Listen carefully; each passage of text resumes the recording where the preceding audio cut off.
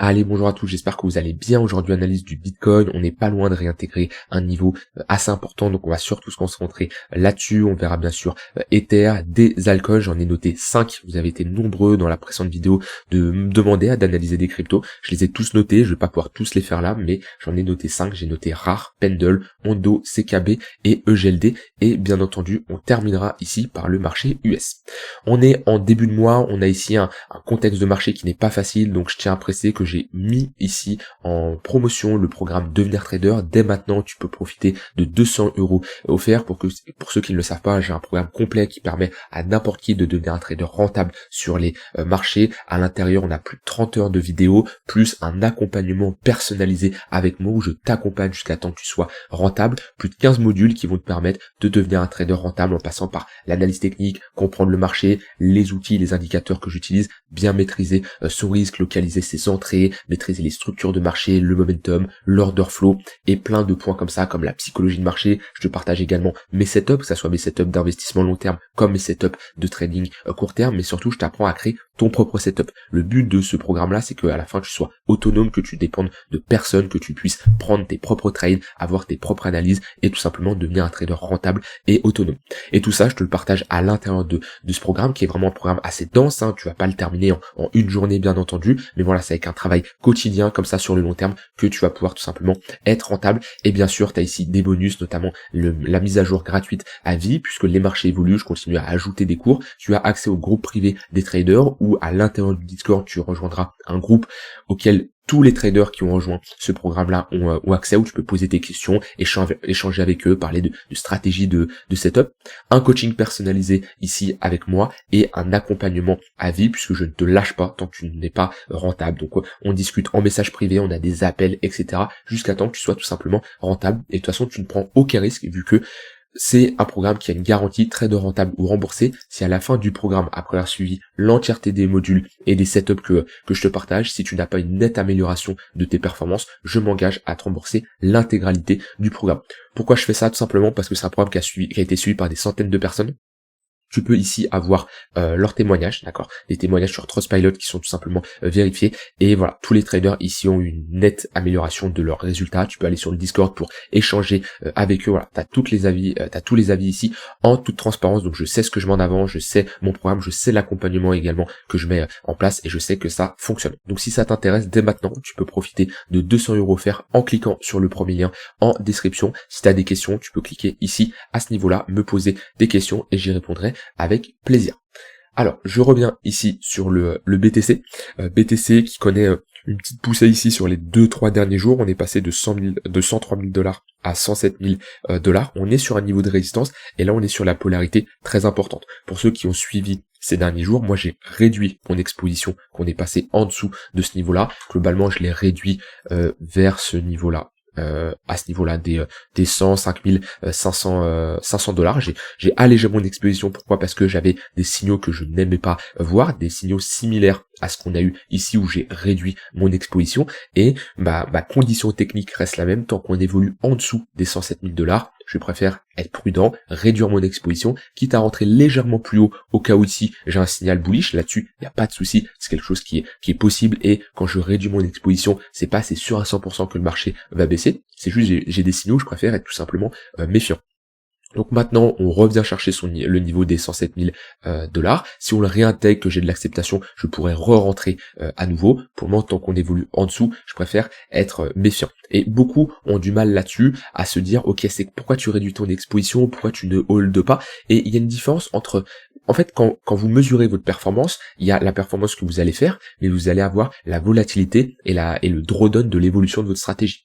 Entre un profil A et un profil B, le profil A va faire par exemple au bout de 1 an plus de 50% sur son capital, d'accord, et le profil B va faire également plus de 50%.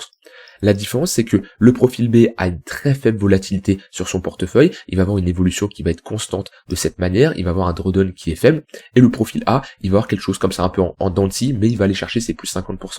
Moi, ce que je cherche à me rapprocher en termes de performance, c'est ce type de profil. C'est pour ça que certains vont me dire, tu vois, t'as réduit ton exposition qu'on était ici, t'as racheté certes plus bas, mais au final on est revenu à ton prix d'entrée, voire plus haut, pourquoi t'as fait ça? Et ben ça m'a permis, bon déjà de 1, d'en accumuler à un prix plus bas, d'avoir une entrée, une sortie professionnelle, avoir une entrée également professionnelle, et surtout de ne pas subir une forte volatilité sur mon portefeuille. Et ça c'est un point important, c'est bien de mesurer la performance, mais il faut noter également le drawdown que vous avez et la volatilité sur l'évolution de votre portefeuille. Donc c'est pour ça que je préfère me rapprocher clairement de ce genre de profil B qui va avoir la même performance que le profil A, sauf qu'avec une volatilité beaucoup plus faible et une évolution beaucoup plus professionnelle. Et c'est pour ça, comme je dis, j'ai réduit mon exposition là-dessus, de la même manière que j'ai fait là. Peut-être que le marché va me donner tort. Et moi, j'ai toujours été 100% transparent avec vous, je le serai toujours, c'est que ça m'arrive de me tromper, ça m'arrive aussi de prendre des pertes, ça m'arrive de prendre des stop-loss, d'avoir tort, et là-dessus, je suis le premier à l'admettre quand j'ai tort. Et de toute façon, vous ne verrez jamais remettre la faute sur autre chose que moi-même. La plupart des gens, quand ils ont tort, ils vont remettre la faute sur le marché, sur les market makers, sur les exchanges qui vont jouer avec leur stop loss, sur les grosses baleines, les institutions. C'est des gens qui n'acceptent pas leurs responsabilités, qui fuient tout simplement, et une personne ne peut jamais progresser si elle fuit ses propres responsabilités. Quand j'ai raison, quand je gagne de l'argent, c'est grâce à moi. Quand j'ai tort, quand je perds de l'argent, c'est à cause de moi. Pas à cause du voisin, pas à cause de tel influenceur, pas à cause du marché. Non, c'est grâce à moi ou à cause de moi. Et si là j'ai un marché qui repart au-dessus des 107 000 $ et du coup qui ne va pas spécialement dans le sens que j'avais envisagé, et ben pas de souci, j'accepte de m'être trompé. Si je peux me tromper, je peux également changer de biais et tout simplement changer de côté, hein. C'est-à-dire que je peux très bien avoir un biais plutôt bearish sur du court terme, mais si j'ai des signaux qui vont en faveur qui ne vont pas en faveur de ce que j'avais imaginé, je peux bien sûr changer de biais. Beaucoup pensent également que dans les cryptos c'est soit tout noir soit tout blanc, on peut pas changer d'avis rapidement. Moi, je vous ai dit que sur du court terme ici, j'avais un biais bearish avec cette pattern de retournement. Tant qu'on évolue sous les 107 000 $, je réduis mon exposition comme je l'ai fait. Maintenant, si on repasse au-dessus des 107 000 $, je pourrais renforcer à nouveau et réaugmenter mon exposition. Voilà, ça, je vous le partage en toute transparence. Comme j'ai dit, moi, mon but, c'est toujours d'être transparent avec vous. Je suis pas là pour vous dire ce que vous voulez entendre. Je suis pas là pour vous sortir des scénarios. Ah oui, bon, c'est soit ça fait ça, soit ça range, soit ça fait ça. En général, je me mouille assez sur le marché, beaucoup plus que je pense certaines personnes. Ça m'arrive de me tromper, ça m'est arrivé de me tromper, ça va m'arriver à nouveau de me tromper, et c'est comme ça. Le marché, on ne peut pas toujours avoir raison. Vous voyez, quand j'avais réduit mon exposition ici, j'ai eu raison, ça m'a été très profitable parce que j'ai pu rentrer plus bas. Peut-être que ça va pas être le cas ici, peut-être que ça sera le cas une prochaine fois, je n'en sais rien. De toute façon, le marché, c'est l'incertitude, et ça, faut faire avec. Donc voilà, maintenant si je passe sur un peu plus du court terme ici sur le BTC, on rebondit au niveau du tunnel 4 heures, on essaye de constituer un bottom, on le voit ici avec ses creux et sommets de plus en plus haut, ici c'est pattern de retournement, on a break ici le tunnel 1 heure, le tunnel 15 minutes, et on est en train de tenter de break le tunnel 1 heure. Maintenant, ce qu'il faut, pour ceux qui sont bullish et qui veulent une reprise du marché, c'est un break concret ici des 107 000 $, réintégrer ce niveau-là, vous voyez, qui est une bonne zone de résistance, avoir un 15 minutes qui repasse au-dessus du 1 heure, vous voyez, quelque chose comme ça, on a un 15 minutes qui repasse haussier et un 1 heure qui repasse également haussier, et là on pourrait être dans un contexte où on n'aurait pas de mal d'aller faire un nouvel ATH. De toute façon, c'est l'objectif, hein. Si on réintègre les 107 000 $, c'est pour aller faire un nouvel ATH, bien entendu. On est ici dans une phase de latéralisation, on la break par le bas, ici on était dans un range, qu'on réintègre un bas de range, c'est pour aller chercher l'extrémité opposée. Donc c'est pas ici je vais crier boule, d'accord, parce que je suis clairement sur résistance. Éventuellement, si je voulais me positionner comme je vous l'avais montré, c'était au niveau du point pivot weekly, au niveau du tunnel 4 heures ici, c'était une bonne zone de localisation à la limite sur cette réaction acheteuse. Éventuellement, maintenant là pour moi, c'est pas dans cette zone là que je vais me positionner. Je préfère limite attendre d'avoir un break, un pullback pour me positionner moi de mon côté, ou alors avoir une entrée un peu plus haute si on n'a pas de pullback.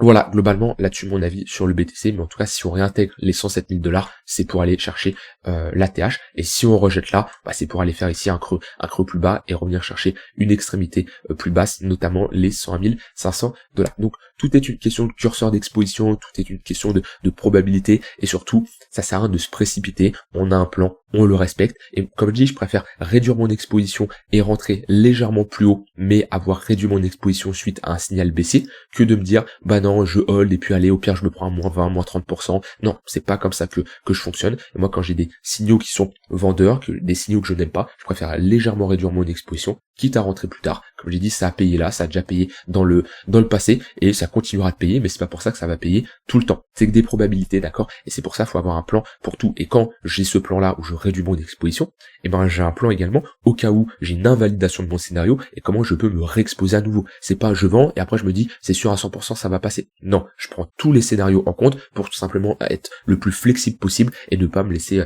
ne pas être bloqué vis-à-vis du marché.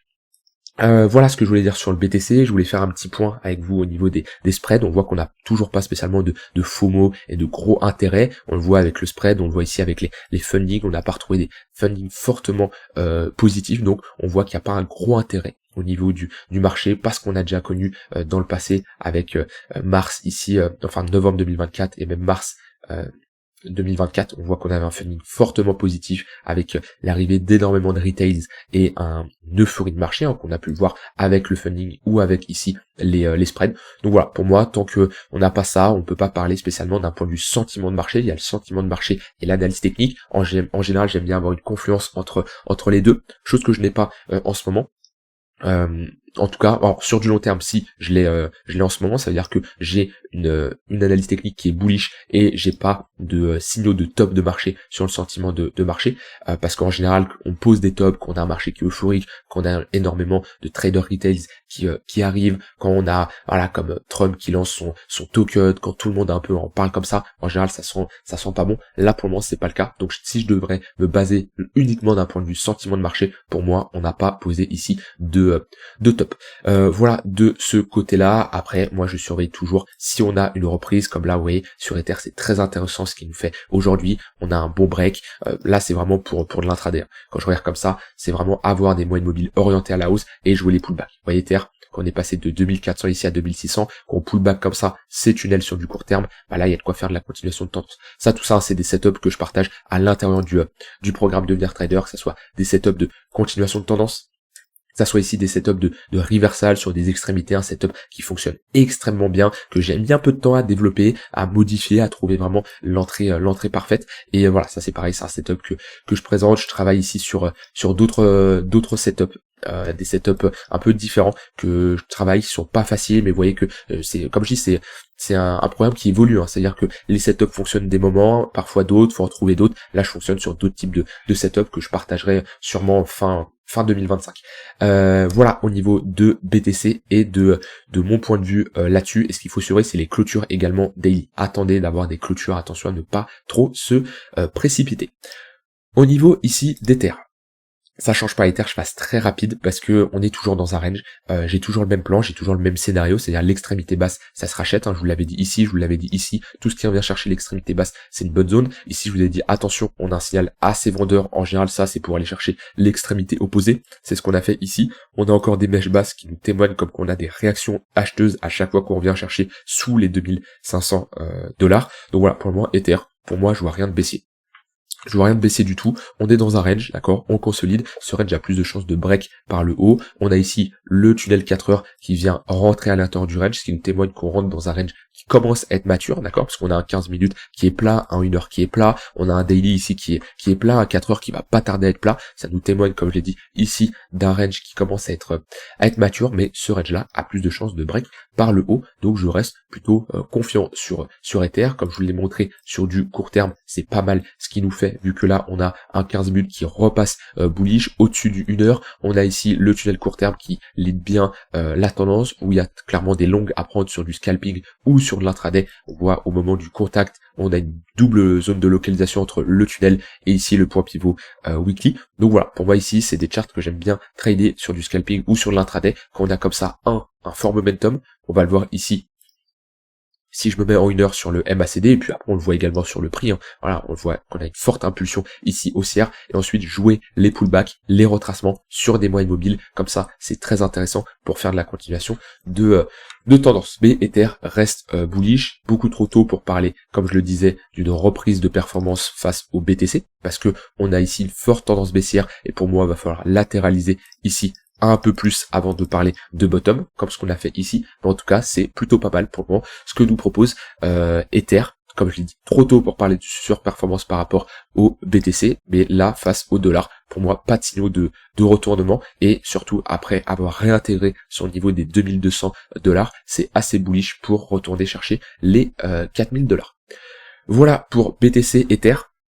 Au niveau, alors on va faire le marché US, on analyse les altcoins juste après. Marché US, ça reste très intéressant. Pourquoi? Parce que on a réintégré ce niveau-là. J'en avais parlé que tant que ce niveau tenait, l'objectif c'était de revisiter l'extrémité haute, qu'il y avait un long qui pouvait se prendre à ce niveau-là avec une invalidation sous ce creux-là et d'aller chercher un TP, l'extrémité opposée. Pour le moment, on reste dans une dynamique qui est haussière tant qu'on ne perd pas ce niveau-là. On voit qu'on structure même une structure en W. Là, on pourrait être tout simplement sur un setup de continuation de tendance. Et dans tous les cas, si je mets des moyennes mobiles moyen terme, même si on a eu ici une perte du tunnel 1 heure, ce qui nous a montré quand même un signal de faiblesse, et c'est pour ça d'ailleurs que nous sommes rentrés ensuite dans un range. On voit qu'on reste sur des moyennes mobiles moyen terme haussiers. On est repassé au-dessus du tunnel daily, ici, les moyennes mobiles jaunes, ça c'est un indicateur que vous pouvez retrouver. Mettez Multi-Time Frame Vegas, hop, Nico Crypto, vous pouvez tout simplement l'ajouter, ça permet d'avoir une représentation multi-time frame avec différents moyennes mobiles. Le jaune c'est le daily, le rouge c'est le 4 heures, le orange le 1 heure et le blanc le 15 minutes. Sur différentes unités de temps, ça permet d'avoir une bonne représentation. Moi en général, je préfère beaucoup plus trader la tendance sur pas mal d'actifs, donc ça me permet ici d'avoir une bonne représentation.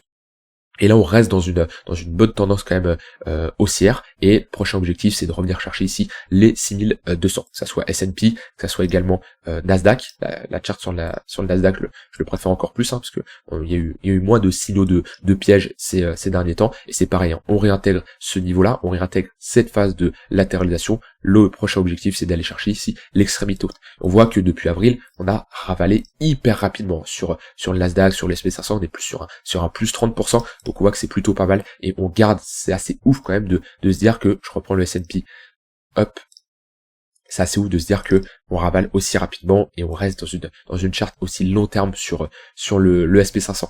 Moi ici j'avais des signaux top, comme je vous avais partagé, ça sentait pas très bon. Je serais curieux de voir qu'on revient chercher ce niveau-là, comment le marché réagit. C'est trop tôt pour parler ici de phase de retournement, qu'on va faire ça, qu'on va rentrer dans un plus gros range. Je serais assez curieux, mais ça me surprendrait pas d'avoir du mal quand même. J'ai du mal à croire que le marché va repartir aussi rapidement. Maintenant, si c'est le cas, tant mieux, parce que automatiquement on a une corrélation entre la finance traditionnelle aux États-Unis et les cryptos, et un SP500, un Nasdaq qui se porte bien. En général, c'est des cryptos qui se portent bien.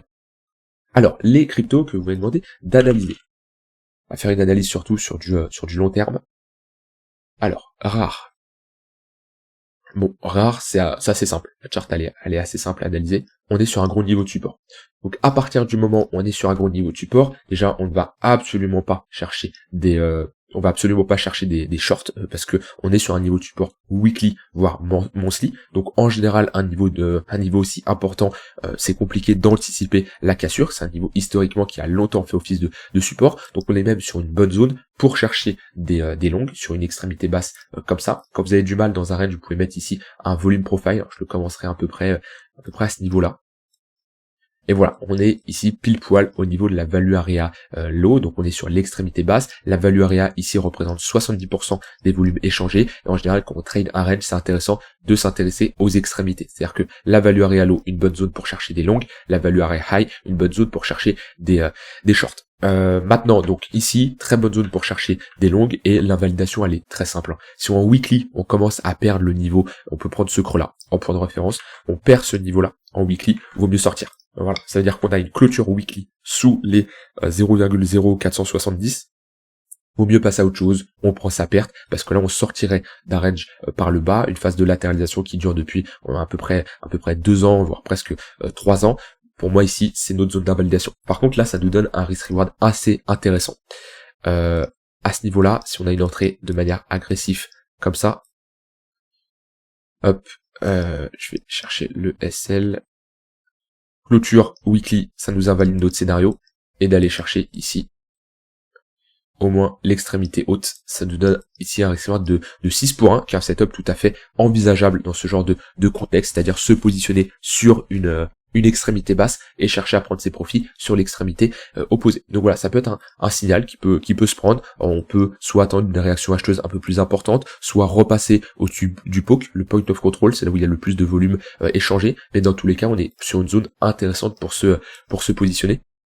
Et après, si on commence à sortir de la value area high, on aurait un déplacement de la valeur, il faut juste que ça tienne et ne pas avoir de réintégration comme on a eu ici. Et on pourrait entamer ici une bonne tendance haussière, parce que là, ce que je vois pour le moment, c'est qu'on est uniquement dans une phase de latéralisation. Donc s'il y a bien un long, j'ai envie de dire, à prendre, bah il est là, vu qu'on est sur support. Par contre, chaque long, peu importe que ça soit sur du long terme ou sur du court terme, doit être accompagné d'une zone d'invalidation, et la zone d'invalidation, elle est ici sous le range, sous le plus bas, si on sort de cette phase de latéralisation. Ensuite, on m'a demandé Pendle.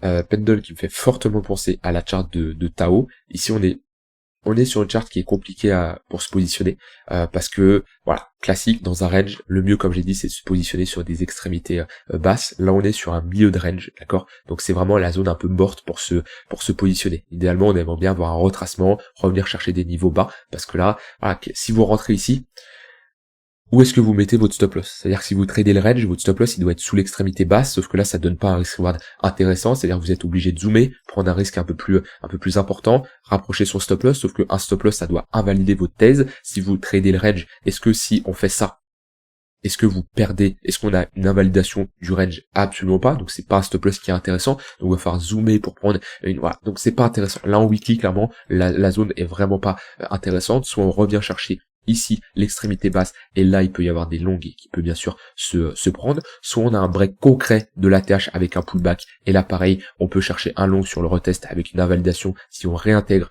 l'ATH, mais là on est un peu dans une zone morte. Après, pour trader le flux, là sur du court terme, ça peut être intéressant.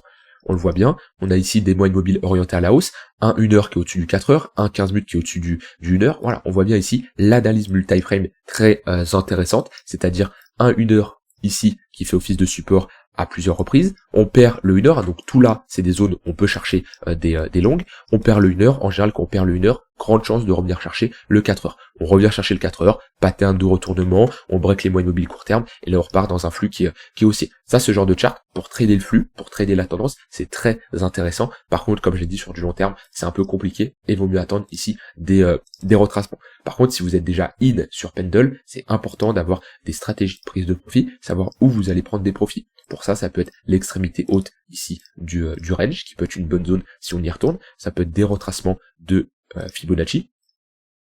Par exemple, les 0,118 de Fibo, ça peut être des extensions. Ici, si je mets extension, hop, on peut avoir alors ça c'est des extensions qui s'activent uniquement si on fait un nouvel ATH, ce qui nous active ici les 118 100% d'extension entre les 11 et les 13 $. Donc voilà, par contre c'est très important de mettre en place cette stratégie de prise de profit pour globalement savoir où vous allez réduire votre exposition. Bien entendu, si vous êtes rentré sur une extrémité basse ici au niveau des 2 $, déjà au niveau des 6 $, vous êtes sur un x3, c'est une bonne zone ici comme je dis pour prendre ces profits.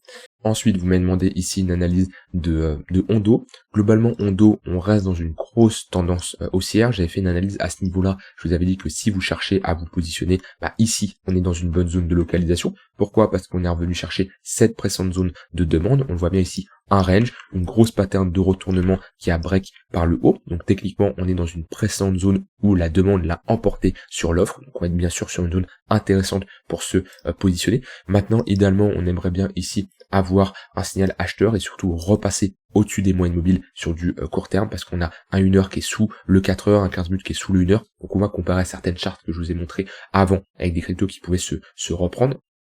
Par exemple Pendle, là on est sur l'inverse, on est sur des moyennes mobiles orientées à la baisse. Donc déjà pour un trader, on va être sur ici une zone où on peut chercher des shorts, accompagner le flux baissier, qui est ici, ce flux qui fait creux sommet de plus en plus bas, et idéalement pour une reprise attendre de break les moyennes mobiles et d'avoir un signal acheteur. Donc moi on est sur un contexte qui est totalement différent. Oui, on revient chercher une très bonne zone de localisation, maintenant ça manque de réaction acheteuse. Par contre, si vous avez de fortes convictions d'un point de vue fondat, on est ici bien sûr sur une bonne zone pour chercher des longues, avec ici des zones de prise de profit, notamment les 1,25, les 1,60, et après pareil, on peut mettre des extensions de Fibonacci pour aller chercher des extrémités opposées comme les 3 et les 3,6 $, des extensions qui s'activent uniquement si on fait un nouvel ATH.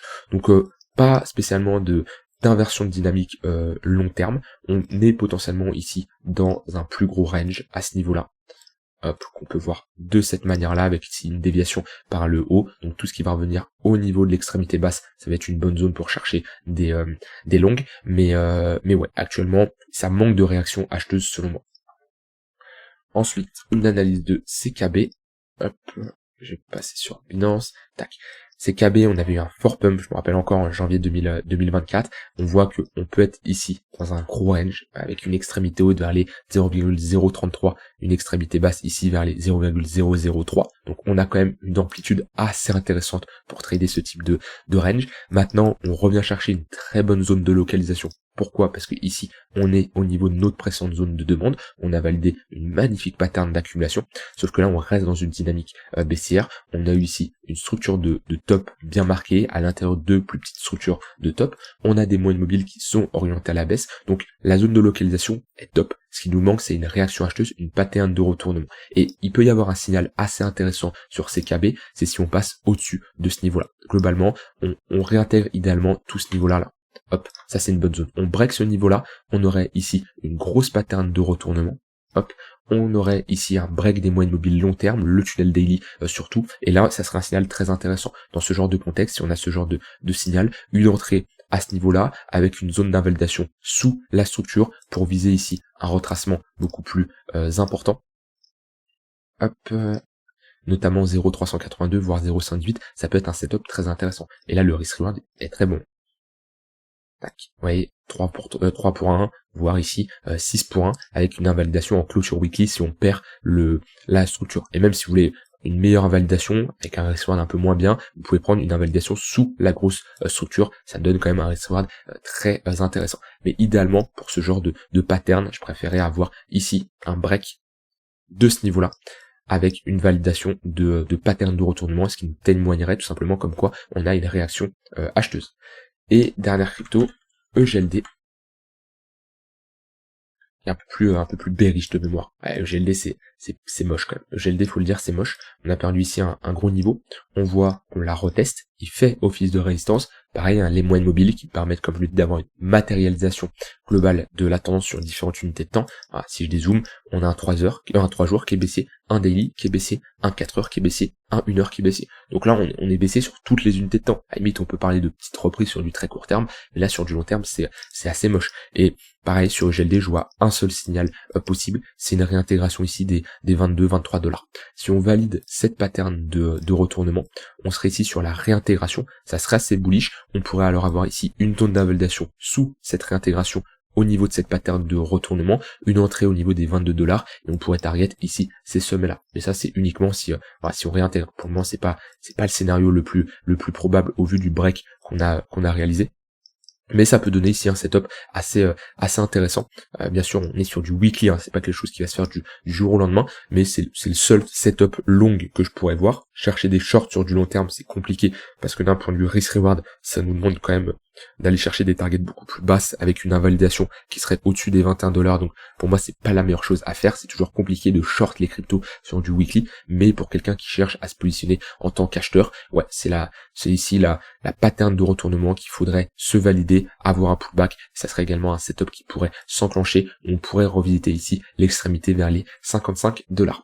Voilà, je vous laisse avec ça. J'ai analysé les cryptos que vous m'avez demandé. Je sais qu'il y en a d'autres que vous m'avez demandé que je ferai dans les prochaines vidéos. On va surveiller la clôture daily du BTC si on a une reprise au-dessus des 107 000 $. Tant qu'on n'a pas de reprise, je préfère être méfiant. Si vous voulez vous former, avoir un plan concret, une stratégie, à être accompagné, avoir une méthode surtout, chose que beaucoup de personnes n'arrivent pas à avoir, je t'enseigne tout ça à l'intérieur du programme Devenir Trader. Je t'invite à cliquer sur le premier lien en description, juste à regarder ce que tu peux y retrouver à l'intérieur. Et comme je dis, si tu as des questions, n'hésite surtout pas. Je te souhaite une très bonne soirée et je te dis à demain pour une prochaine vidéo. Bye bye.